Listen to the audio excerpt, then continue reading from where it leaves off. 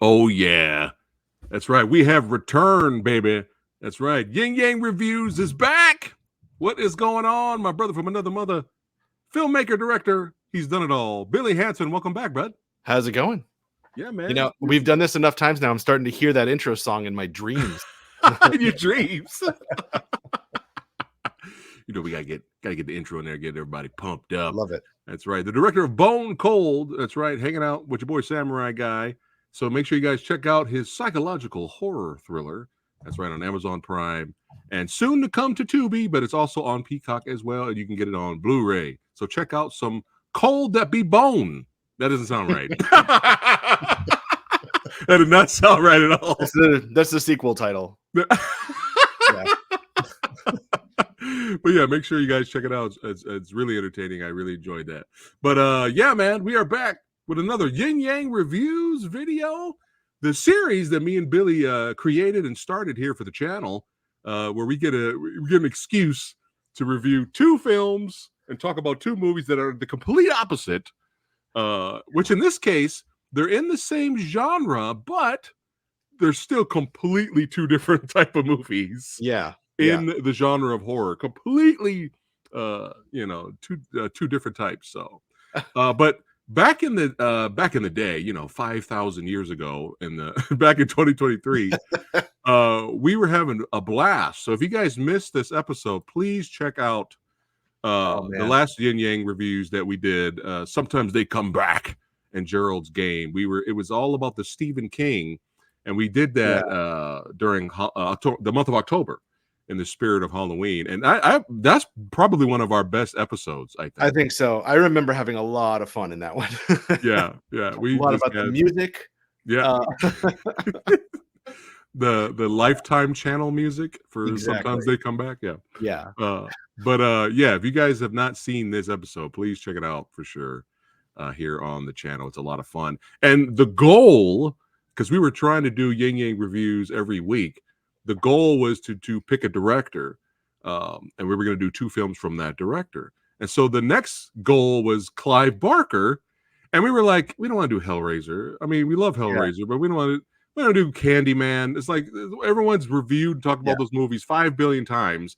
Let's go to the obscure stuff. Let's Clive Barker, inspired, or they used his shorts to create their own movies. Let's do that. That'd be a lot more interesting. And was it interesting? We have two today. I'm so glad we did. I love Candyman. Like when I think of Clive Barker, Candyman is my thing. Like that one, I'll never forget that movie. But I'm glad we did these because it gives me a much better idea of how messed up that guy must be. Oh man, it's fun. It's fun. It's fun to take a beak.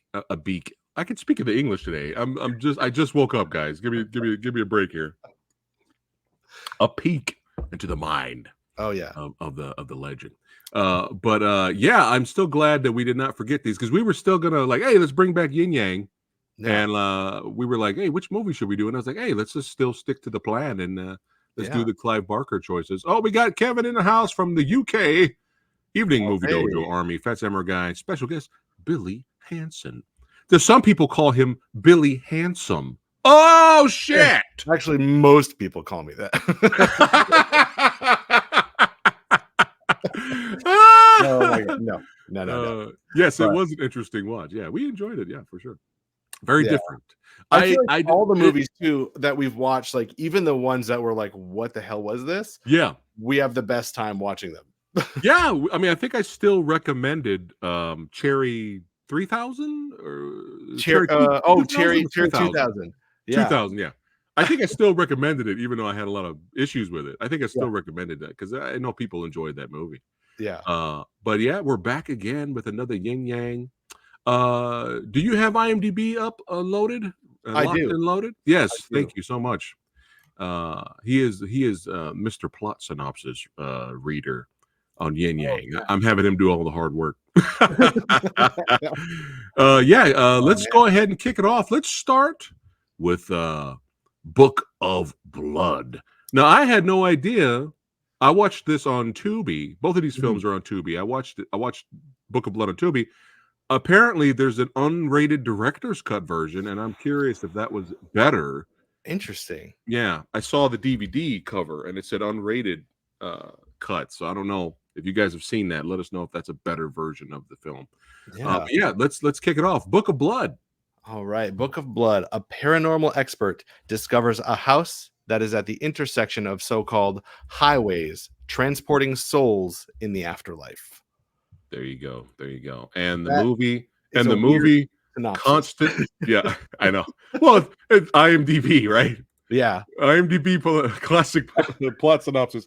But don't forget, everybody watching, these will be spoilery. Yin Yang reviews are usually spoilers. But yeah, you could do your version of the plot synopsis, Billy, if it makes it easier. Man, yeah. I feel like it's a paranormal professor recruits a tech guy and a supposed psychic to look into this haunted house and finds this intersection, and then discovers that, I mean, I don't know if we want to get into the ending and stuff now, but there's a lot of interaction, say, between the dead souls and this living psychic. Right. Yes. Yes. And it's very gross and gruesome. Well, right off the bat, I say the best, most interesting, and craziest scene is the beginning, bro. Yeah. Oh, yeah. This was insane, dude. I started the movie and I was like, like kind of put it on, and I had like kids running around in the back and all this stuff. And I was kind of like tucked away to myself. And then that scene happened, and I went, Jesus, I need to watch this in private, like when everyone's asleep, like no one needs to see this or even know this is happening. So that really kicked it off.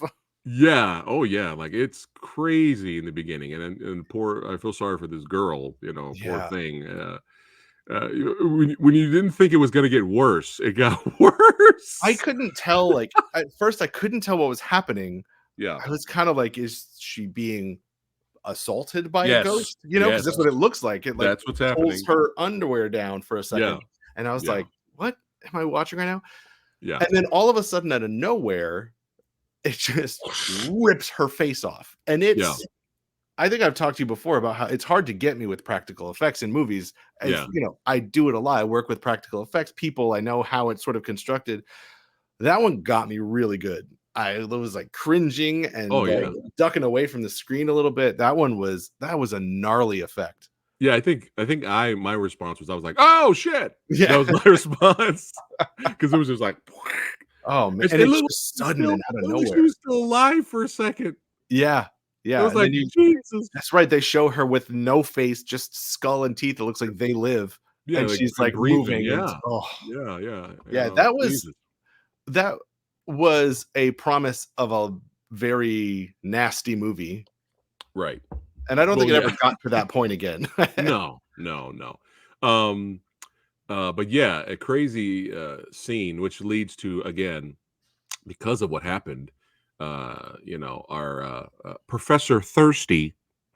We're going to call her Professor Thirsty. That's a solid name for her. I mean, Gatorade is thirst aid for that deep down body thirst. I mean, for this kid, I was like, damn.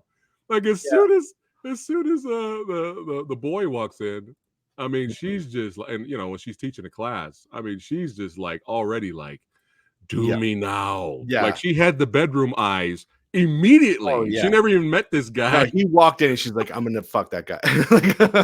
And then the guy sits down to the student next to him, and the girl's like, she's got bedroom eyes. I was like, Jesus Christ. Yeah. This guy's got the he's got the look, I guess.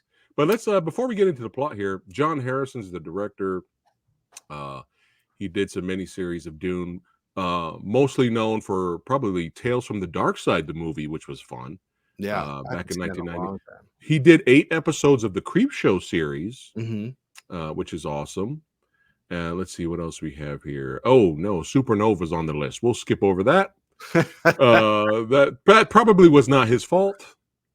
But he directed 1 episode of a show that me and Lady Fat Blood at some point will review and talk about here. Kindred the Embraced, which I thought was I bought it for comedic purposes because we were trying to catch up on cheesy 90s vampire shows. Oh, sweet. And I bought it for her, and I had no idea. It's like, yeah, there's a lot of sap, there's a lot of love, there's a lot of romance stuff in there. And you know, me and Lady Fat Blood were like, eh. Yeah.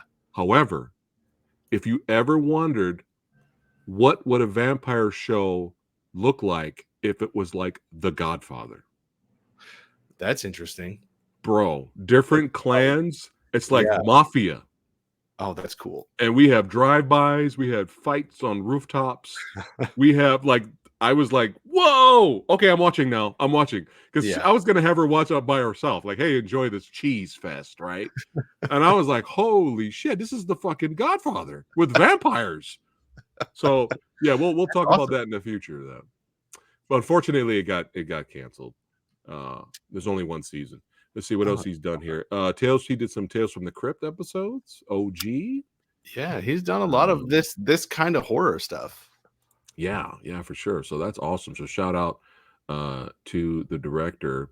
Let me go back here. The actors in the film, the lead guy that everybody has bedroom eyes for, played Jonas Armstrong, plays Simon McNeil. He looked familiar, and I remember there was a BBC Robin Hood series. He played Robin Hood. I was like, that's where he's from. But Sophie Ward, Professor Thirsty, she when was the last time you've seen young Sherlock Holmes? I don't know if I've ever seen young Sherlock Holmes. Bro, it is one of the most underrated child 80s movies ever. Extremely underrated. And it's 80s. Nice. It's 80s, so you know what that means. It's fucked up, and there's moments in there that are scary, actually scary for a kids movie.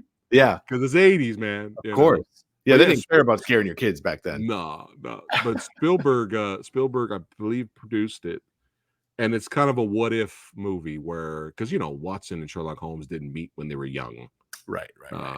But the movie makes it clear that this is a what if story. Like, we're just doing this for fun. This is not like canon to the books. But dude, it's dark. There's like a cult involved. There's murder. There's tons of death in it, and some very interesting practical and visual effects for its time. Yeah. So check out young Sherlock Holmes, man. Check it out. You're making me want to go back and just explore a bunch of 80s stuff now. Yeah. But Sophie Ward was like the love interest to Sherlock when she was really young in that movie. Nice. But yeah, she recruits him. You know, she instantly, you know, I have issues with this movie, man. I feel like there's a good movie in here somewhere. Yeah. And I have issues with it. One of those movies that, like, when I got to the end, I went back to the beginning and I watched the first third of it or so, and I was like, oh, now I kind of get what you guys were doing. But the whole time watching it, I was kind of scratching my head like, I don't really know what is happening. I don't know what the purpose of anything is right now. Right. And I thought the movie was kind of going to give us a twist to where, oh, she knows exactly what's going on. Yeah. Oh, this was a setup put together by her. By the end, she's the chosen one, I guess, to read the book and write down the stories of the dead, and bring them across. But I don't know why she has white hair all of a sudden, and dresses like she's in the Victorian era. Yeah, but I don't know. I for a second there, I was kind of hoping, she knows what's going on. Yeah, like this is like something sinister and evil. But it didn't really go that way. But our lead here, he's eating at Applebee's in the beginning of the movie, struggling to eat. He gets kidnapped by a mercenary, and basically is brought to this secluded place. And you can see all the writings on the body. And basically, the mercenary was hired by her to find him because I guess he escaped. I guess he escaped, right? Yep. But what's funny was as soon as the mercenary, takes his clothes off, right? He goes, go ahead and say it. Do you remember the line he says? No. He says, this is not verbatim, but he said something like, as soon as he, takes his shirt off and he sees all the writing, he's all like, you're like a bloody book of the book of blood or something like that. He literally says, "You're a book of blood," and I was like, he did the thing. He did the thing. But he really did the thing. But we'll get back to this a little bit later. What happens? So then we have a kind of a flashback. So she wants to. She and her simp friend, cameraman cameraman. What are we calling this guy? Yeah, I mean, simp man is plenty because like the first thing he says is like, "You need to get laid. I'm right here. I'm available." And then later in the end, she gives him a beer, and he has this look of hope, like, "Is it gonna happen now?" Like, no, man, no, it's not gonna happen. But she needs an editor, cameraman, and someone to record anything paranormal. So she recruits him, Simp Man. And Simp Man go to the house that's pretty much been abandoned after this horrible incident. And they go in there and they kind of spend the night there and they do their investigation. And it's supposed to be like, it starts out to be like, we're trying to do some good. You know, there is a purpose to this, but then it turns into something else a little bit later. And we had a wonderful cameo by Pinhead himself, Doug Bradley. Look at him there. Yeah. Yeah. Who was the original resident way back in the day, who was in the occult and used to do. Did he do seances? He held gatherings. He would like entertain famous people, is what they said. Right. They entertain famous people by like showing them the dead or like communicating with the dead. Yeah. But it goes horribly wrong for Doug in the movie. Yeah, it goes horribly wrong for his character. You don't see him anymore. But yeah, it's been bad since his character, I think. That house has just been haunted and a horrible place. Just a place you want to avoid. Yeah. Yeah, that whole or if you want to get freaky, you know, if you want to, you know, get a little spicy up in there. True. But that's what that girl did. That's what that girl was doing. She was, what did they say? She was when they're walking into the house and they're having that first scene of like, oh, what happened here? Well, this girl died. She was really into sex and death. That's right. That's right. That's right. What? These teenagers into sex and death all the time. Like, yeah. It's one of those. So they set up thirsty professor. Yes. So she brings Mr. We're going to call him Mr. Clairvoyant. Mm-hmm. She brings in Mr. Clairvoyant for to assist with the investigation, aka he's hot. Let's bring him in. And crazy shit starts happening. She feels like she got possessed. I like that scene where it was just a handprint on her face. That was cool. That was cool. That was really cool. There were effects in the movie that I kept getting impressed by. Like the fountain of blood was solid. That was pretty decent. I mean, almost all the effects. I think there were only one or two where they're like cutting skin or something, and it looked a little like Play-Doh or something. But like literally only one or two in a movie full of practical effects. So that was pretty cool. Yeah, and then you have with the yin and the yang with this episode, you have some really cool visual effects, and then you have really bad jump scares. There's some bad. There were some decent ones, and then there was like, oh no, why did you do that? Yeah, why did you do that? Why did you do that? You didn't need that. It's like the guy with the simp man with the camera is going down the hallway, and he turns and sees. He sees, oh no, Doug Bradley's painting. Yeah. And there's a big music sting, and it's like, all right. It's like, if that was his only cameo, that might have been funny. Like the painting of Doug Bradley. Hey, Doug, we need you to just do this and make an evil face, and we're gonna do a painting of it. And if you guys are wondering, all you badasses watching right now, I had the pleasure and the honor of interviewing Doug Bradley last year, so make sure you guys check out that episode. Yes, he's a sweetheart, man. He's a sweetheart. Oh, that's funny. And you're gonna be interested to hear what he thought of the most recent Hellraiser film. And I don't know how. No, he's never like anywhere else. My channel is the only channel for the first time where he like addressed it and talked about it. Because when I asked him the question, I assumed 5 billion people asked him that already. Hey, what do you think of the new Hellraiser? Hey, what do you think of the new Hellraiser? But apparently he's never publicly talked about what he thought about it. Oh, that's really interesting. Only on my channel. So I would be really interested to hear that. Yeah, so to make sure you guys check it out. But yeah, Simp Man. A painting. Oh God. But yeah, look at this woman not having sex with me.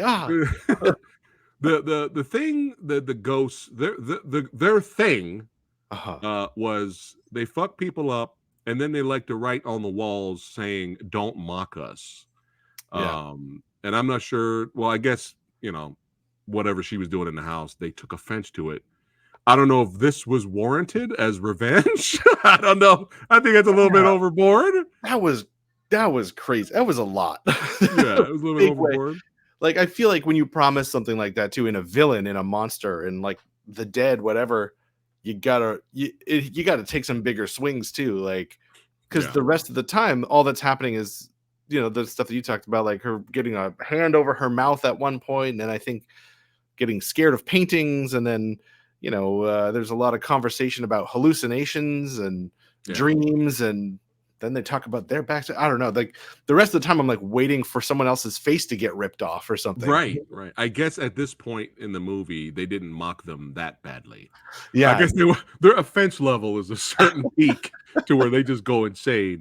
But yeah, crazy shit happens. There's writings on the wall, and then especially this shot here, there's like tons of writing. This is when it is the big reveal is that Mr. Clairvoyant is a charlatan.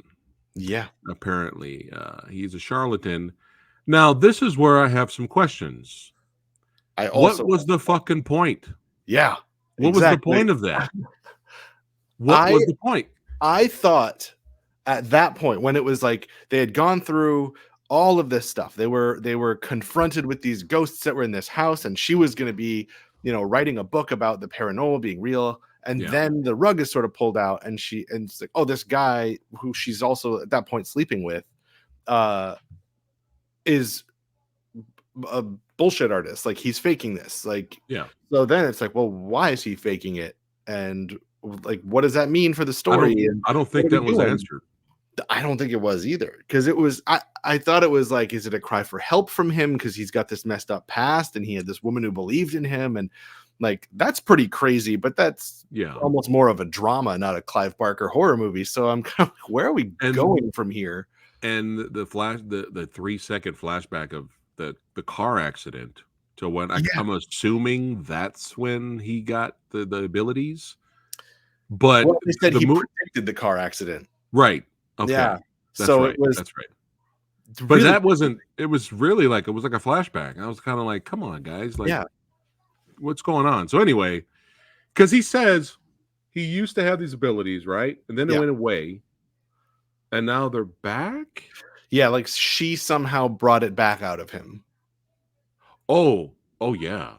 Oh, like, she brought it out of him already. She brought something out of him. It was. I will say one thing I like about this movie, and I've talked about this. My wife and I were just talking about this, about how movies just aren't horny anymore. There are just no horny movies. And well, this movie, horny is offensive now, apparently. Is it really? Everything's offensive. Oh, I'm just throwing it out. I was about like, oh yeah, okay, I guess. But they're just stop being pansies. Everybody today, Jesus, it's okay to be horny in movies. It's fine. Yeah, Jesus. Yeah, but I was kind of like watching it, like, oh yeah, people are attracted to each other. People want to bang each other. Like, like you don't really see that very much. No romance or long drawn out romance needed. No, we just want to hook up. She is Professor Thirsty. Hot dude came in and is sleeping in the next room.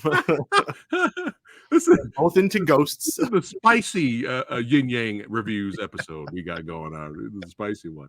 But man, even her dreams, bro. I assume even her dreams, she dreamt of him in bed, and basically she goes in to check on him, and he goes, I was like, why is he acting different? Because the whole movie he's been shy and reclusive. Yeah. But all of a sudden he's like up in bed, and he's all like, so you couldn't sleep either, I see. Right? All we needed was the boom chicka wow wow, right? Yeah. And then she goes in there, and he goes, I have a headache. I can't sleep either. And he goes, but I need to relax. I usually masturbate when it helps me relax. I was like, what is happening? And then it escalates from there. And then she wakes up. She was just having a thirsty dream there. I mean, some spice on it. Yeah. I'm very glad my kids weren't in the room for that. You did a great job. You're a great father. I try. But yeah, that really, him being a charlatan, and then all of a sudden, no, it's real.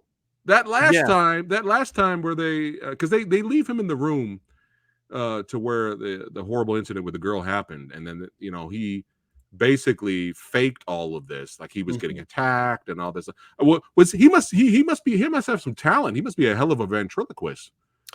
Yeah, he was doing. They had that one scene where they explained like 2 of the tricks that he had done, like what did they say, like an energy emitter, magnetic energy emitter, and then the guy Simp Man is just like, yeah, that'll mess up my equipment. That'll do it. Like, okay. And then but he did, like, they were hearing like 10 different voices in the room. So he's got a talent there. The gunpowder. Oh, that's they couldn't explain how there was writing on the wall and it lit fire, and then they took it to a lab and discovered it was just gunpowder that he snuck in with pills or some crazy, like, it's very elaborate.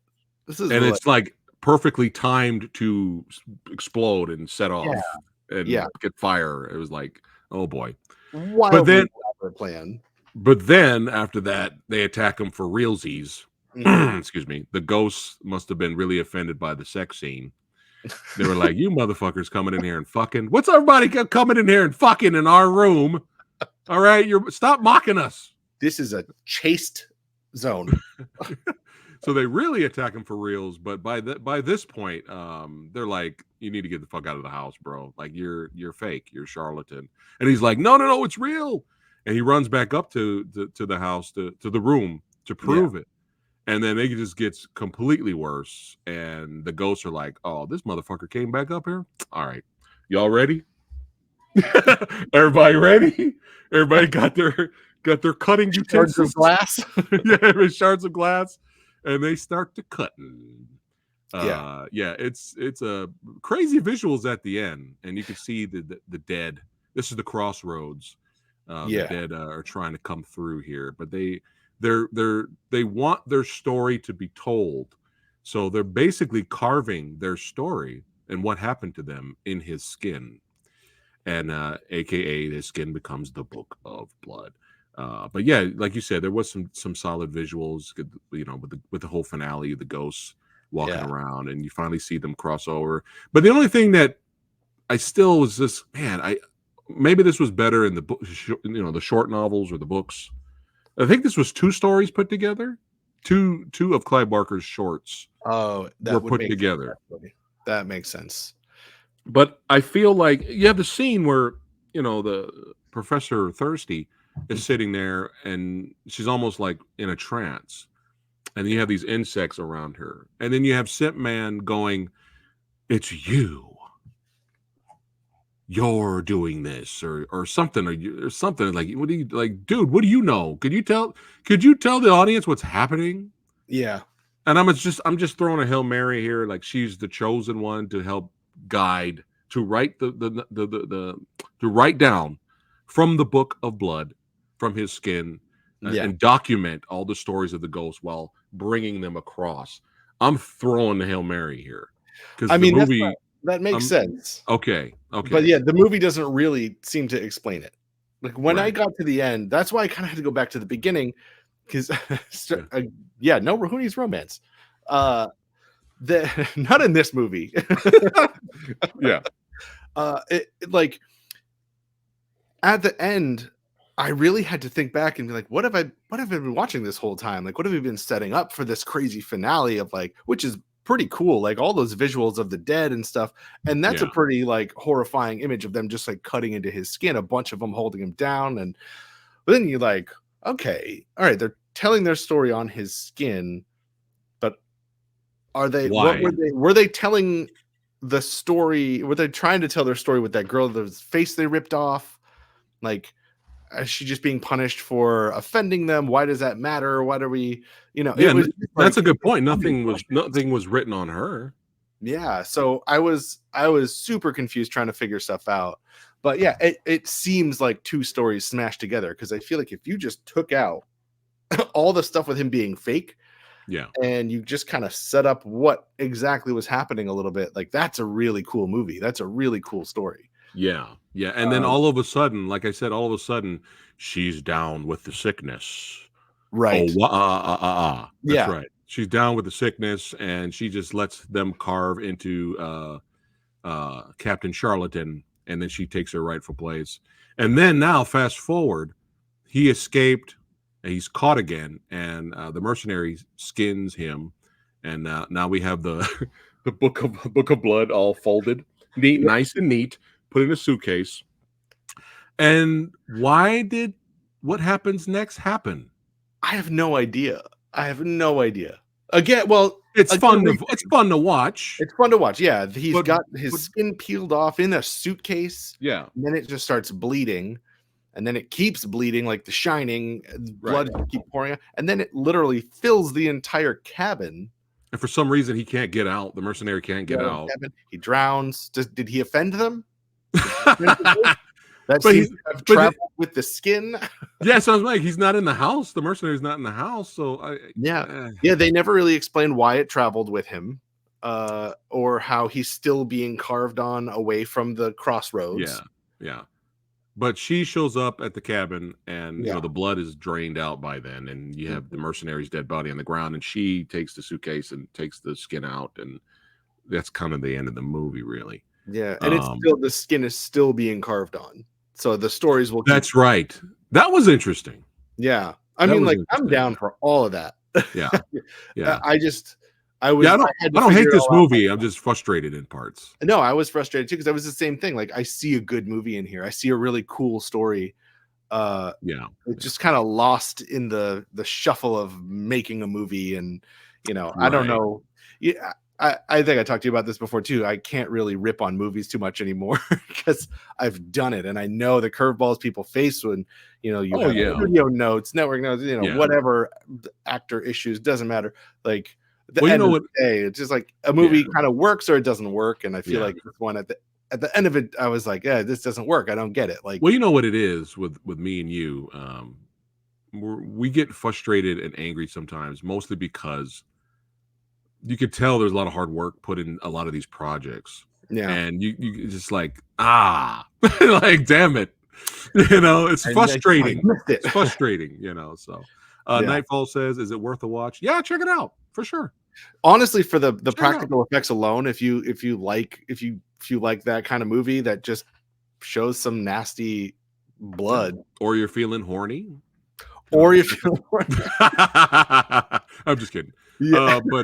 But yeah, check it out. Both of these films are on Tubi, guys, if you want to check it out. So, oh my goodness. Egg Shed in the house. What's going on? He's saying hello. He's out and about. Good to see you. But yeah, is this I can't say this is a bad movie, just a little frustrating. Yeah. I mean, it's teetering right on the edge of bad movie. But like, there's some actually like decent acting in it. And I remember at one point with the guy, with the clairvoyant guy, I forget what you called him, but he, like, I was watching him and like, the scene is not a good scene, but it's not his fault. He's trying. He's really trying. When it was the scene when he's saying like, look, I know I faked some stuff, but some of this is real. Right. That is tough dialogue to deliver. Yeah. even Camera Simp Man did good. Did you laugh? Did you laugh hysterically when he died? Oh, I did, when he fell off the thing. Yeah, the big slow motion fall. And... no. I was like, dude, what are you doing? Get out of the house. Like a little bit of a cheesy effect of him falling over the railing. I laughed. I laughed. But again, she's a good actress anyway. So. Definitely check it out, guys. We recommend that you check it out for sure, and get your own opinion of it. But yeah, a lot of potential, I would say. A lot of potential. I say remake this, and refine it. refine it. Yeah, tweak keep it. the makeup people, because I actually really liked all the makeup stuff, and I like the design of it too. Like with him getting carved on and stuff, it's nasty. It's really nasty, and they definitely deliver on that stuff. And most importantly, when you guys remake this, whoever's going to remake this, keep the horniness. Don't give in. Yeah, don't give in to the politics of today. There needs to be a nudity quota if you're doing this. And speaking of nudity quota, we're going to get to the next. Again, this is the spicy episode of Yin Yang Reviews, man. I know. I sort of didn't expect it to be. I will say, what I've learned about Clive Barker, you know how John Woo has the doves? Right. I think Clive Barker has beautiful women being torn to pieces. I think that's his thing. Like, hey, people dressed up in black leather, man. Hey, that's what it is. What it is. Let's go. It happens. But now we're going to talk about Dredd. And what's interesting is both of these movies came out the same year. Yeah, I was like, what?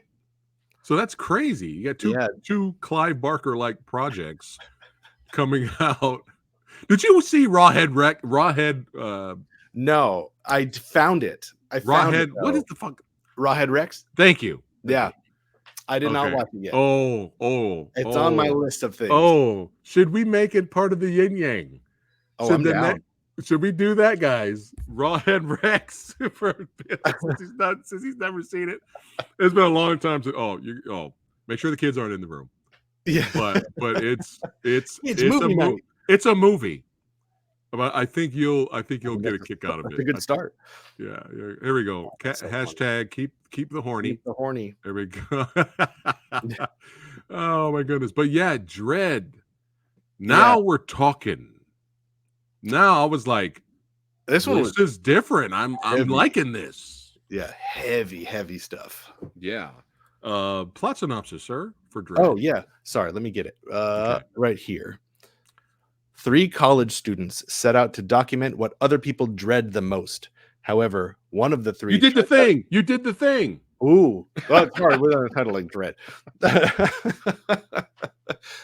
Dredd, Sylvester Stallone, stars as however, one of the 3 turns out to secretly be a sadistic psychopath who uses this knowledge to gruesomely torture the subjects. Spoilers. Yeah, that is. Speaking of spoilers, have you seen the trailer for Dredd? No, dude, they spoil the whole movie. The whole movie is spoiled, dude. Even the ending, everything. It's like, dude, why'd you do that? But anyway, it's directed by Anthony DiBlasi. Mm-hmm. Now, here's the thing. I have a big question for you, sir. Yeah. Have you seen? Oh, looks like this might be his first movie. Wow, that's pretty impressive. Have you seen Last Shift? No, but I know about it. Okay, we need to review that. Okay, I think a friend that's in that movie actually. Oh shit. Okay. Yeah. I've heard nothing but good things about Last Shift. It's been on the list for me to catch up and watch at some point. Yeah. However, oh yeah, no, you continue. I'll tell you. However, I have not personally seen it. This is what I've heard. So these people may be wrong. The director remade his own movie, and I heard it's bad. Oh, that's a bummer. Yeah. I knew he remade it. I knew he like Malum. Yeah, he shot Last Shift. It did really well, but I think it wasn't exactly what he wanted. Yeah. And Malum's got the bigger production value, bigger budget movie, but I heard it's not good. It's what I've heard. That's a bummer. Yeah. I did not hear that it wasn't good, but I believe you. Like you never know. We might like it. Yeah. But I heard it's just that visceral, something about sometimes smaller budget movies has that grindhouse, grimy feel to it. And then when you add too much budget and it's a shine, it takes away. I mean, I don't know, man. It's just like look at the original Texas Chainsaw Massacre. That's exactly what I was just gonna say. And then look at the remake, right? Yeah. The remake fun. For what it is, it's fun. It's fine. But that first one it makes you feel gross. Like it makes you feel disgusting. You got to take a shower right after, right? Exactly. Like I Spit on Your Grave, the original compared to the remake, same thing. Yeah. Good morning to you, McCoskey. Oh, hello. Yes.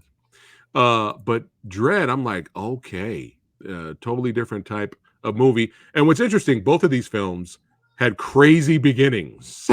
Like both of these. And right at the beginning, hold on. Right at the beginning, that scene messed me up a little, man. This poor family, he had this crazy psychopath, breaks into the house. Well, actually, okay. I'm going to go back to the classic comedic series, The IT Crowd. I think Moss is the character, and he says he never answers the door, and she goes, "Why do you answer your door when your doorbell rings and somebody comes to your door?" And he goes, he goes, an unanswered door is a happy door, right? He goes, it's not like there's somebody there with cake, okay? Like basically, don't just. It's the middle of the night. You got a stranger out there. Don't open your fucking door to go outside and talk to. What are you doing? What are you doing? So of course it goes bad. The father gets fucked up, and then unfortunately the mother gets killed. And dude, brutal. I mean, again, brutal with the axe. Insane practical effects. Like they were getting me with everything, and they were a little like these ones were a little. I don't want to say less artful, but it was very much like here's a shot. Here's the effect, boom. But it was really effective because the effects were nuts. It was like axes to a face, axes right in the chest that were being like pulled out, and then an arm gets lopped off, and it's like wildly graphic. It's brutal, and I love the camera shots on the axe. Was really cool. That was really interesting. I don't think we've seen something like that. But yeah, it was brutal, and unfortunately, the only one left in the house is the child, who almost gets killed and gets away. But of course, as you do after seeing that and going through that, as an adult, he's fucked up. He's has still a couple bad dreams. He's it's not going too well. It's not going too well for him. But let me get back to. Hold on a second. Let me get back to the cast here. We have Jackson Rathbone playing Stephen Grace, Hans Steen playing Cheryl Fromm, and Laura Donnelly, who plays Abby. And you know what's funny? It's funny. As soon as Abby shows up in this movie, the character of Abby, I was like, "Oh, she's beautiful." Oh yeah! Instantly, I was like, "There's nothing wrong with you. Shut up. There's nothing wrong with you."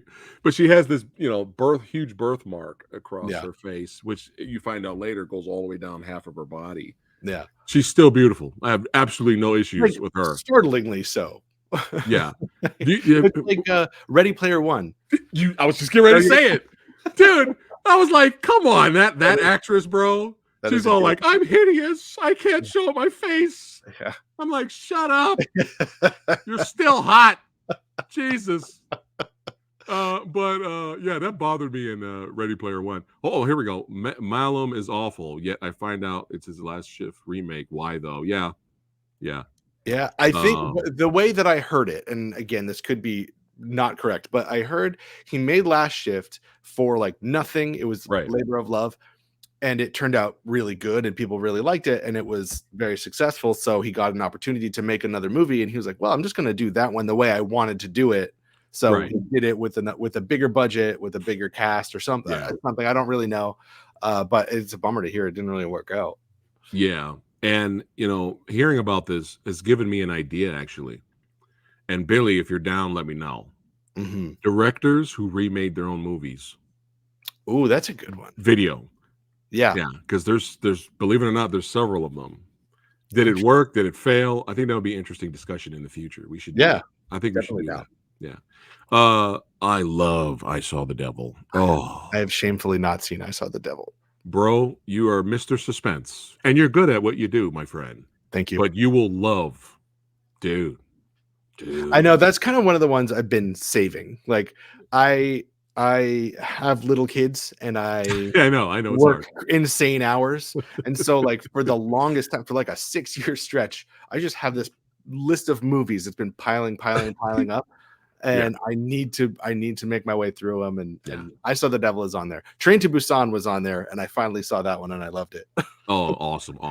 But yeah, this is like right up your alley, bro. Yeah, I'm gonna have to see that one. Oh yeah. Just don't watch it dubbed. Oh yeah, no, Okay, never. thank God. See, Billy knows what's up. Yeah. You don't want to watch it and be like, I saw the devil. No, it's gonna ruin any fucking drama and shit. But yeah, brutal beginning. And again, very interesting kills for sure. But it doesn't go well for the adult version. Oh, let me get to his name. Oh, Laura Donnelly. She was amazing in Werewolf by Night. Have you seen that? No, another one I'm saving. That dude, oh man, especially if you're like me, you have a love for Universal horror movies. I do. It's an homage to that. That's all it is. It's all black and white, comic book character as well. Yeah. It's the best thing Disney's done since Endgame. Awesome. Disney Marvel. Yeah. I loved it. So nice. But she's great in that, dude. She's a fucking badass in that. Oh, that's awesome. She's great. And easy on the eyes as well. Of course. But she doesn't have that hideous birthmark. Oh God, gag. I'm gonna gag now. Jesus. Anyway. So talk about what's going on with our leads here. Yeah, so he meets our crazy saw his parents get killed guy is all grown up now, meets these I think they're film students. Yeah. They need a thesis to talk about. So he starts saying, oh, you should talk. I forget how exactly it comes up in conversation, but he's like, oh, we should do it. You should do your thing on dread and people's fears and like get people to talk about their deepest, darkest fears. And that can be your thesis film. And so they decide to do it because he's got his own trauma. Right. Steven Jackson Rathbone. And he opens up about his own trauma, about his brother getting killed in a car crash when he was younger. And I think that's how it came about. That's how it came about. He was talking about that. But yeah, Sean Evans plays Quaid in the movie, and I don't know why. Everyone again back to really good acting. Yeah, everyone did great in the movie. They were perfectly casted, but Sean, I don't know why. He was giving me Dennis Reynolds vibes. Oh my God. Throughout the whole movie, all I saw was Dennis Reynolds. Yeah. From It's Always Sunny in Philadelphia. That's hilarious. That's all I saw. It's Always Sunny now. I'm watching, I'm making my way through It's Always Sunny. That's a perfect comparison. Yeah, it's all I saw. Just being horrible. And he was like genuinely creepy the whole time, like beginning to end. And then spoilers in the end when it turns out he's just an absolute psychopath. Right. Like, actually, this tracks. This makes a lot of sense. And it's very interesting too. And I see people probably having an issue with the ending. I see some people probably having an issue to where it goes, because you think at first, after going through this and dealing with this, you'd think at some point, hey, let's create this thesis. But you could tell he's kind of he wants help, but he doesn't want to say anything about his past. Right. So you think maybe by the end, he's like, he finally tells his side of the story, because everyone's being interviewed for this dread thesis, right? Why do people fear and all this stuff? You think at some point, he's gonna talk about his trauma and maybe try to get over it. But no, it goes the complete opposite. This is a good example of people that want help don't ask for help, and it goes bad. Yeah. For unfortunately for some people. But yeah, go ahead. Yeah, it takes an interesting approach to because their whole thing is like, maybe we'll find some way by like confronting your fears and talk about the beast, in these people with existing trauma or this dread, like just confronting it and facing it. Is that going to somehow cure you or get you past it, at least get you to a functional place in life, so it's not overtaking you? They never really do too much about it. Like they show some interviews of people that have interesting stories and stuff, but they never really get into what they're making or how it's doing it. It's very focused on we're just interviewing people, and then we're just we'll interviewing throw it people. together. We'll edit Yeah, it together. exactly. Yeah, Hey, so when this character showed up, were you like me and going, is the lead actor playing 2 roles? What's going on here? for a second, I was like, "Oh, they sat him down in front of the oh, that's a different guy." It's a different guy. I was like, wait, they look Okay. alike. Yeah, Jesus Christ. and But yeah, that guy you're was the most tragic character in the whole movie, I think. His story yeah. was Yeah. really like, that really got me. Yeah. I didn't expect him to sort of come back after that interview. They showed like a bunch of interviews with people, and then he told the story about being deaf or Right. temporarily deaf when he was a kid. He got hit by a car, and for like 3 years he was deaf, and that's the trauma that like triggers him and like sends him back into that childhood state if his hearing starts to go again. It like just shuts Right. him down. I thought that was a Right. really interesting story. Yeah. And For so when he sure. came back, I was like, "Oh no, I see where this is going." Yeah, yeah, And it's and yeah, it's pretty horrible. tragic, and we're gonna get to that. But they all start to, you know, her backstory. This is like the love interest Mhm. for our lead here. Was really fucked up, and it makes Yeah. complete sense why she doesn't like meat. It's not the, I'm a vegan and I like the smell of my own farts. Yeah. Because there's different levels of vegan. There's cool vegans. I have vegan friends. Yeah. He's like, hey, try this up. I was like, hey, that's pretty good, right? But he's not like, Yeah. looking down on people who eat meat and I'm being a vegan, fucking thank asshole you. about it, Yeah. right? But her situation, it's really fucked up. She went through some trauma with her father, who worked at a meat packing plant. Is that what Mhm. it was? Yeah. And he would come home every night smelling of meat. And unfortunately, he did some horrible things to her, and that's why Mhm. she just can't do it. But everyone kind of confessed except for our lead antagonist here, that you don't know the antagonist yet until he starts to flip out. But he completely refuses. That kind of pissed me off immediately, actually. Oh, yeah. When he's like, after her turn, he's like, yeah, that's trauma, baby. That's what we're looking for. And they turned the camera on him, and he's like, no, fuck you. Yeah. I was like, no, man, no. I was like, no, that No, kind of made me no, mad. no. Your turn now. Yeah, Yeah. exactly. And Instead, he liked to flip out in other ways. exactly. And there was kind of several red flags already Yeah. that if I was friends with this dude, I would have probably been like, you know what, man, it was cool hanging out, but we're gonna part ways. Peace out, Yeah. son. Yeah. Because and I was like, if this motherfucker apologizes one more time, I know. if he apologizes one more time, because he would flip out Oh, yeah. and go crazy, and then right after, like crazy, like violent. Yeah. Violent. Smashed their whole, the whole thesis, smashed all their hard drives, smashed the camera. He attacked one of the other interviewees, Oh, that's right, when she was faking it. Yeah, but the he like he found out realized she was faking it, and then uh but still he assaulted her in the you dump. can't like, people can be dicks, you can't actually attack them. It's not Right, actually right. okay. Yeah, but like he would like go have these crazy psychopath moments, and then right afterwards, hey man, hey, let's Hey, I'm sorry sorry, about man. that. Hey, I'm Sorry, I sorry, was man. such an asshole. Look, They hey, that let's go part of the let's go grab movie a beer, man. Let's grab yeah. a beer. Let's get something to eat. My treat, Why man. You get something why to are eat. you You can being even so difficult? yeah, yeah. I like that he had that attitude of like, "Oh, come on. Hey, sometimes friends smash each other's computers." Sumo. Uh, Um, watch but that movie, you're not gonna be as hungry after. no, no, no, you're not going to be. But That part of the movie though, when he did that and, smashed all their stuff and, like, basically ruined their thesis and, like, put them in jeopardy at school yeah, and everything, they pulled a little of what Book of Blood did, where it was like, "Oh, he's a con man. Actually, it's real." This one, he, like, smashed all their stuff, and it's, like, this big moment of, like, what are they gonna do? And then he's like, we had backups. It was fine." And then he just right. did it and kinda Yeah, got through that, and so it's a little bit of like, "All right, well, yeah. no consequences then, okay." Come But, on, man. Come on, man. "Hey, come on, I I got a got back beer. I got backups. It's Look, fine." I'm gonna pay for the equipment. Yeah. All right. You're like, die! Yeah. Fuck all of you! Fuck you! Hey, man, let's catch a movie. Let's catch a movie. Die! I hope you all die. Fuck you.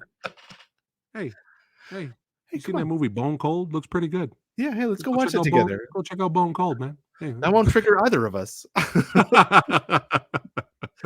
Yeah, it was very the signs were all there, I guess. Yeah, you know what? To be honest, if Sumo for no reason just flipped down on me and was like cursing me out for no reason, and then physically attacked me, grabbed my favorite watch, and destroyed it, I probably would have ended the friendship right there. Yeah, You I know? feel like I don't need that in my life. I don't need friends that like physically assault me with a baseball bat. Yeah, and then if we're following the rules of this movie, Sumo will come, he'll hit me up, and I'll be like, all right, you're cool, we're friends again.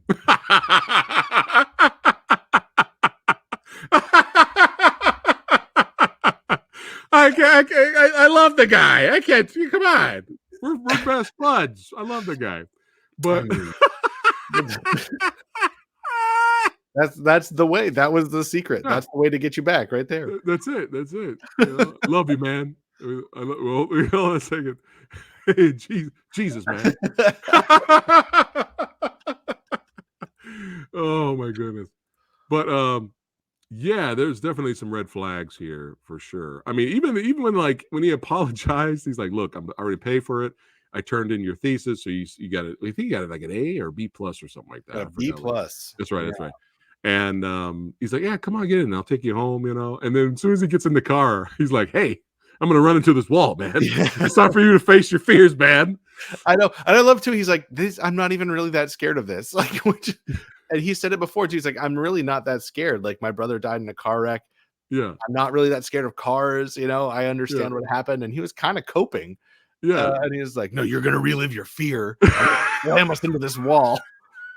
Damn, dude. Okay. And then he swerves because he grabs Yeah. the steering wheel, and then he gets out, and then he's all like, he's all like, hold on, I gotta have to have the image. Oh, come on, man, come on, I'm just drunk, man. Come on, I need help, man. I think that was the one and only time he actually asked for help. I think so. Yeah. But it was by that point, like, dude, you almost murdered the Yeah. guy you're asking help for. Too. I mean, come on.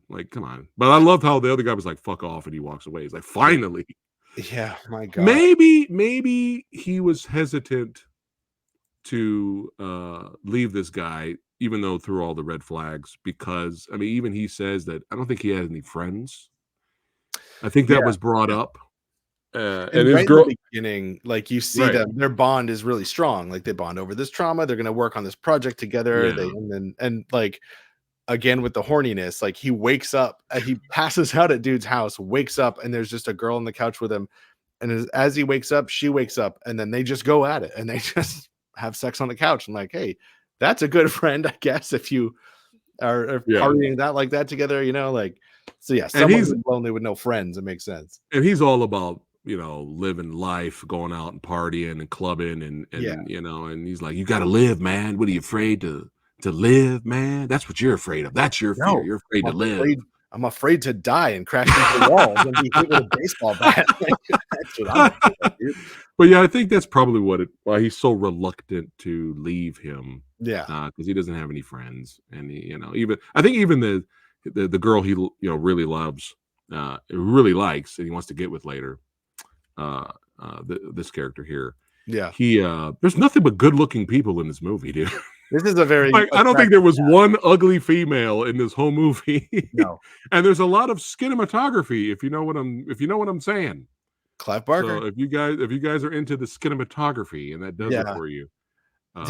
I thought of something. I wasn't gonna say it, but now we're talking about it. What Before we started this, I was gonna say this is the Yin Yang Reviews, the torn up titties edition. Yeah, That that was stripper interesting. scene. The scene Yeah. with the strippers, or the one stripper where he's having his hallucination back to the murder of his parents while this woman is like dancing in front of him, and her Yeah. body is just being like torn up. this is like a beautiful, gorgeous, naked woman. Yeah. Just like wounds appearing on her body. And like they don't hold back too. You see like skin ripping, and then man, that got me pretty good too. Like, what was funny was she's like normal. She's looking at him like, what the fuck are you looking at? Like, what's your problem? Because he's like looking like this and he's backing away. Flaps, And while she's looking at while she's looking at him, she's getting all cut up and she, But yeah, I was kind of fucking funny because he keeps seeing images of the killer, like the killer's still gonna come for him, right? Yeah, that's why he has the nightmares and the trauma. They but never it's funny because he sits down with the beer and he looks across the stripper dance floor, and the serial killer's just like he sits on the other side with the beer, like looking at him. Cheers, bro. Enjoy the show. Yeah. But that was it's all in his head. Yeah, it's on his head. And unfortunately for Abby, he takes advantage of her. Abby does her interview. She really likes Stephen Grace. Stephen. She really likes him, and but he's in love with Cheryl. He's in love with Cheryl. So that was embarrassing.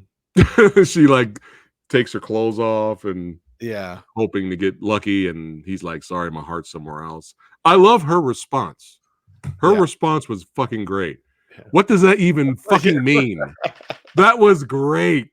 Yeah, I felt bad for her in that moment. That's actually kind of a moment that's rare in a movie like this. I feel like where someone is like very emotionally vulnerable and like it's very real. That's something that happens constantly with people. You open up to someone, they reject you for whatever reason, and it's hard. It's like hard to watch, and you understand after she opened up, not just with showing her whole birthmark, but like her whole story about it and what it means to her and how it's messed up her life. Like she's not as pretty. She's not as pretty as her sisters, and she wants to be normal. I don't even think did I miss the picture of the sisters? I don't think they showed it because I didn't see it. They talked a lot about how her sisters were so pretty, and I don't think they showed it. Okay. Yeah. Because I was trying to think like if they did, it was like a split second. You can but yeah, it sucks that our hey man, hey, you're pretty. Okay, there's all kinds. What is like? There's all different versions of sexy. He was like telling her how sexy she was, and he takes advantage of her, and then a horrible thing happens later. He posts a video of when he painted her, and he put up on the camera, "You will never. This is your reality. You will never be normal." And let's see if I have a photo here. That was pretty this right here, because she wanted a painting of herself normal, without the birthmark. And this video goes viral everywhere, and of him putting the birthmark back on, and he's like, "This is your reality. You'll never be normal," and which leads to her hurting herself. We never revisit her though. Yeah, she's in the hospital, I think. She goes to the emergency room. She goes into the emergency room, but we never in a bathtub and bleaching and scrubbing. Yeah, it was crazy. Like scraping off the birthmark and like, that was a pretty gross scene too. Yeah, because she's horrendous. Oh god, horrifically ugly. I was hoping she got it all off. Yeah, basically the Elephant Man. Dude, we are here, bro. I was literally about to say Ready Player One. Like I was like right off the. I mean, it's like, and I get it. Like I get it. Like someone with a birthmark might feel like that's maybe a little unfair, and probably, but that is a gorgeous woman, birthmark or no. Exactly. But. Yeah, so we don't really revisit her, but let's go ahead and fast forward to this hilarious scene here. Oh my god, dude, the way he knocked out this dude, I was laughing. I was chuckling at that. Dennis Reynolds in action here. I don't know if that was supposed to be funny, but I was dying, man, because it was just like, hey, you want something to drink? And unfortunately for this character, man, the torture begins. Yeah, he's gone now. He was already on edge, this character, but now he's gone full torture mode. Now, and unfortunately, he tortures this character and blows his eardrums, I believe, with the pistol, making him deaf again, which was he just scared from was he I don't know. He kept calling for his mommy. Yeah, in when he opens up in his original interview, he talked about how like that when his hearing gets muffled again, it sort of like brings him back to that time, and he Yeah. like feels like a little kid again, really Okay, scared like a that's little right. kid. Okay. And so I think he's just like absolutely petrified, Yeah, feeling like a little kid. So yeah, he's like calling anybody. for his Yeah, mommy. anybody would too. Anybody. I mean, come on. I struggle with cruelty in movies. Like Uh, I can like horrific violence, whatever, it's just practical inherently. effects. It's fantasy. It's practical Yeah, it's effects. fine. But there's something about like cruelty like that that Yeah. really gets me. And that scene, I was like, oh God, like I know where this is going. I know what's gonna happen. Like it's gonna be horrible to watch. And then sure enough, it was. It was horrible to watch. What is it? Hey, consider yourself lucky. You fought the beast, and the beast won, or something like that. He Yeah. said something like that Hey, the afterwards. beast just won. Sorry. God damn it! Which makes no sense. Hey, bro. Crackers, crackers. You want some tea? But but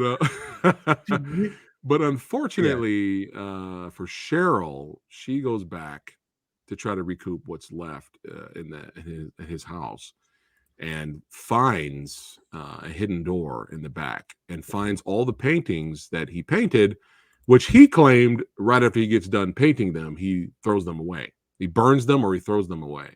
Yeah. But apparently he did not do that. He kept all of them, but now they're all cut up and slashed up. Clearly, there's something wrong here. Now, after what happened with Abby, um, did you buy Steven grabbing the axe and then going crazy to get revenge? I kind of feel like Kind of. I like if he knew what was going on with Cheryl, this would have made more sense. Right.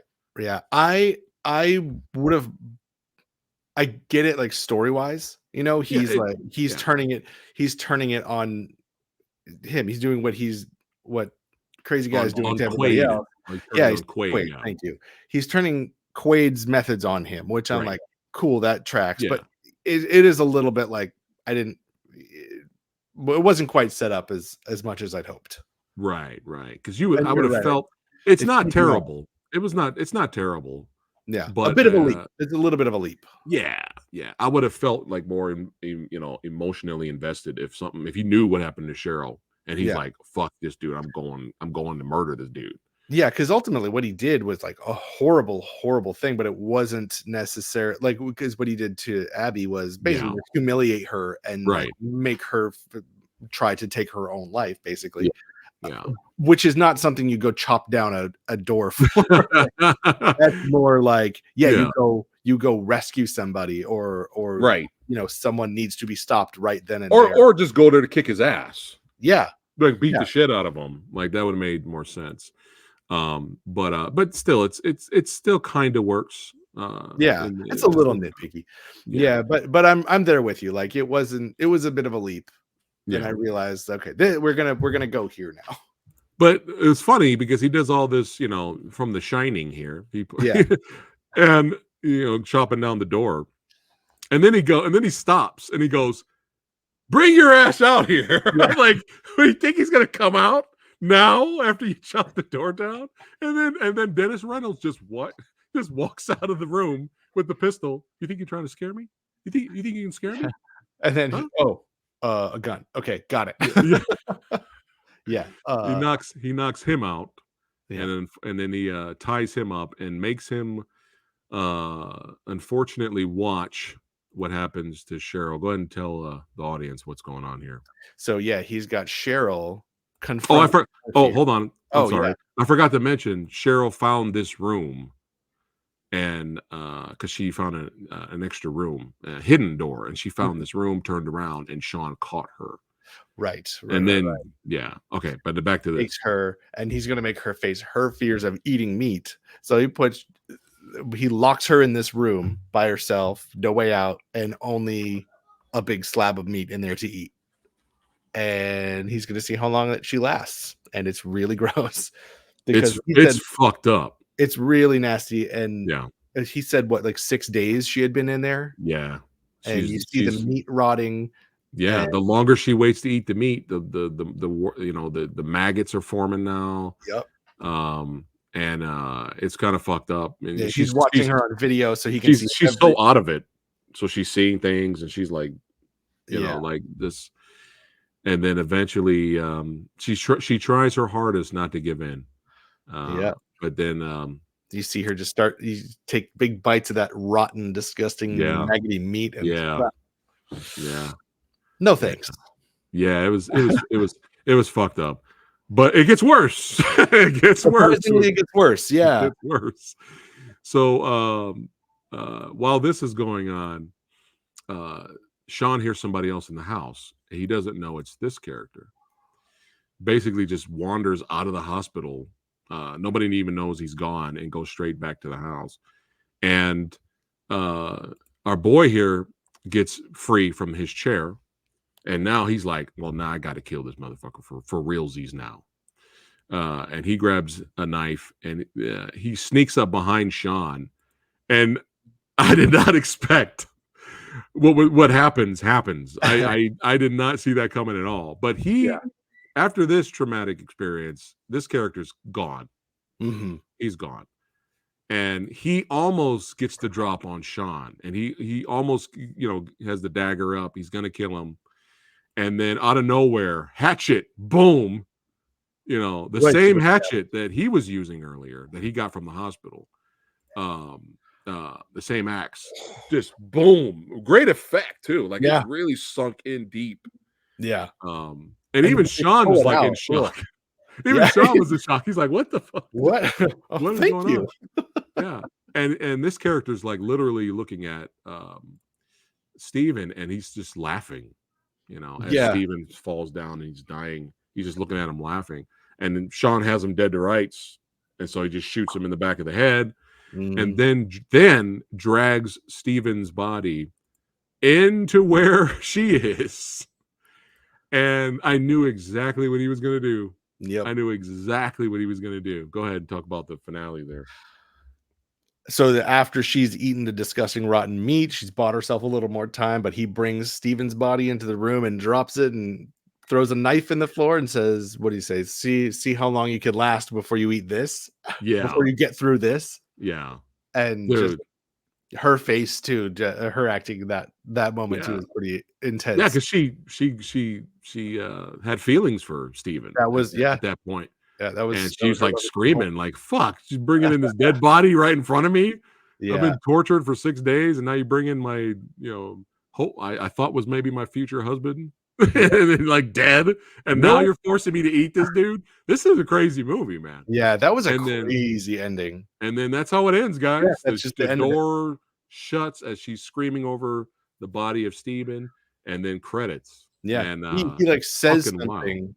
He said something in that moment, and I don't remember what it was because I was just like, did he seriously just throw her boyfriend's dead body in there to eat? Yeah. No, I think you said what he said. Like, have good luck trying not to eat this or something. Yeah. But he threw a fork down and a knife or something like that. Yeah. And this is the last shot you see before the door shuts, and evil wins in this one. Mm-hmm. This is one of these horror movies where evil wins. Evil wins like flawless victory too. There wasn't even a chance for anyone to win this. Like, you tore up the beat, yeah. Oh yeah, me too. But very visceral ending. It's like, oh shit. All right, movie ends like this. Okay, so I had no issues with the ending. It's just one of those endings. Mm-hmm. But somebody who needed help didn't get help in time, and this is what happens. This could happen. Yeah, there's something happen. Interesting to be said for like what the story is talking about, where they're talking about these past traumas in their lives and the dread that they feel and the weight that their past holds on them and things, and like exploring that, leaving it untreated or leaving it, as is. What can happen, showing what can happen if it's just left untreated, or you just ignore it, or if you can't fight, if the beast wins, like there's something really interesting with that. The beast won basically at the end of this movie. I could see some people watching the movie and be like, that's it, or they're they don't like the ending because not that many people like it when evil wins. True. Yeah. But There's I have no issues with it because sometimes it's good to have a different type of ending. Yeah. When you have too many happy endings all the time, it's fucking horrible. It also defeats the purpose a lot of the time. Exactly. Yeah. I don't know. Dread. The name of the movie is Dread. Dread. And now everyone will have dread for the rest of their lives after watching this movie. Yeah, I liked it. I liked how it ended, and it felt right. Like it felt correct to talk about like this character. Like, he's never going to get over that. He never got over that. Yeah, and we have now explored all of that. And he has become that. Like, you can become your dread. Yeah. Like, that's really cool. That's really interesting. Yeah, I wouldn't have had any issues if Sean died also. Like they all died. Oh, sure. Yeah. I wouldn't have had a problem with that either. Like Sean still gets it. Mm-hmm. But no, the movie's like, no, Dread, you're gonna have Dread. So yeah, crazy movie, man. Crazy movie. Yeah. But I really liked it. Heavy. I think it kind of like, for me, just like thinking from a writing standpoint, it's a little bit nitpicking, but like how Book of Blood had that whole like what felt like a tangential middle, and really the story is the beginning and the end. I felt like this one may have been a little bit that too. Like there was a lot of stuff. There's a lot of stuff like in the middle of the movie where they were just kind of working on their thesis and not much was happening, in terms of like their own psychoses or what they were dealing with. Yeah. So it kind of was treading water for a little while. And I thought, I agree that out. Then you've got a really like tight knit thriller. But that being said, like, who gives a shit? Like, I really liked the opening, and there was so much stuff that like I usually judge a movie's merits just for me personally, like on what I'm gonna remember, what really sticks with me, and so I'm gonna remember this shit pretty well. Like, did you get a new poster in the back? Is that a new poster on the left or? Oh, that is In the Mood for Love. Oh, okay. What's on that? Oh, dude, that's insane, bro. Night of the Hunter. Dude, we got to talk about The Hunter in the future. That's one of my favorites. That I 4K, but 4K, bro. I haven't seen it in 4K. Oh my god! But what's crazy about you mentioning In the Mood for Love on the right is I literally on Saturday just interviewed action director icon Jude Poyer for his movie Mayhem, which is wild. You'll Mayhem. But he has a poster of In the Mood for Love on the back. Oh, that's hilarious. He talked about it. So that's good. That's insane, dude. That's amazing. That's kind of cool. It's a great movie if you've ever seen it. It's talk about the horniest movie ever. That movie is whew. Would The Hunter be considered a dark comedy? Because there were some moments in that movie where I was like, "Oh, this is like him in crazy," and then there was moments in that movie I was busting up laughing, bro. So I don't know. That's a pretty up and down kind of movie. We'll talk about it in the future for sure. We got to revisit that one. That's it. Next Jin Yang, The Hunter, and Rawhead Rex.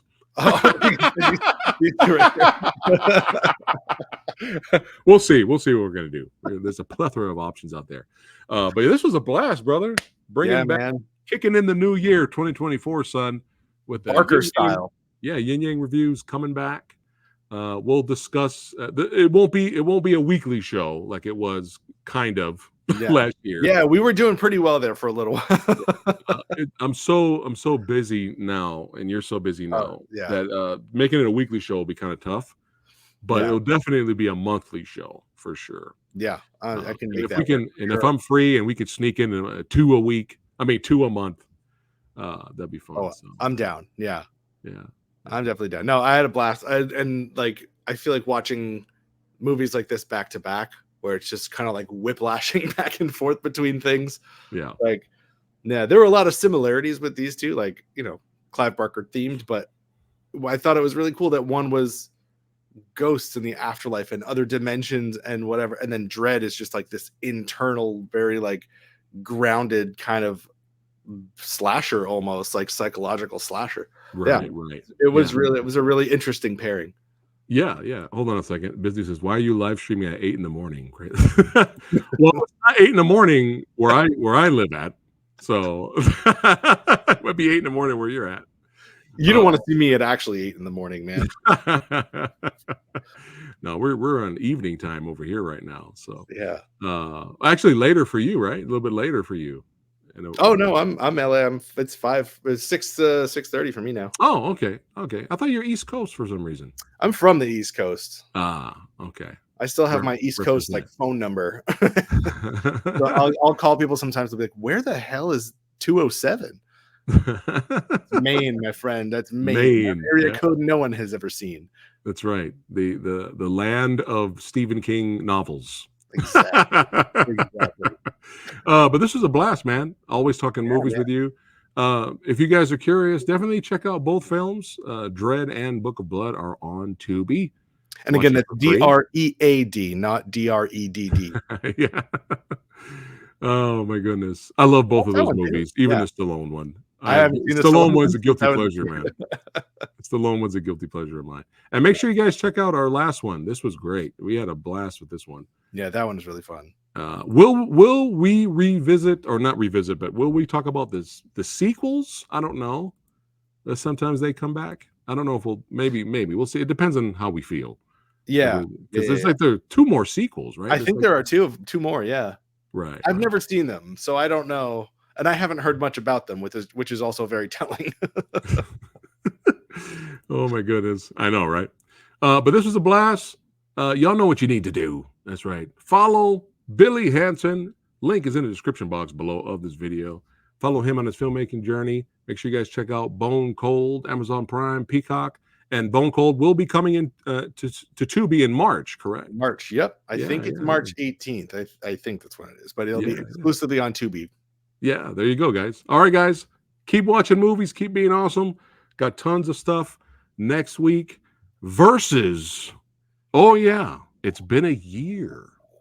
Versus, the extremely popular series on the channel. It's been a year. Versus is returning next week, and we have a huge gigantic panel of special guests, and just wait. I'm gonna have the community vote, because I like to do that for every versus. I'll have the community vote for which movie they think is better, and then if we have a tie during versus, they can break the tie. Oh, nice. But wait till you see both movies. If you're a channel member and patron member, hey, you guys already know what we're doing next week. But people are going to be like, "Oh, fuck this!" There's going to bring an emotion. It's going to be an emotion. They're going to be like, "What? Oh, this is some bullshit!" Or, "Oh man, I can't wait to see this." That's the emotion I'm looking for. So stay tuned next Thursday at 5 p.m. Versus returns, baby. All right, guys. Thanks again for watching. Don't forget to like, share, and subscribe, and enjoy yourself. Hopefully, you guys have a great weekend. I'll be working.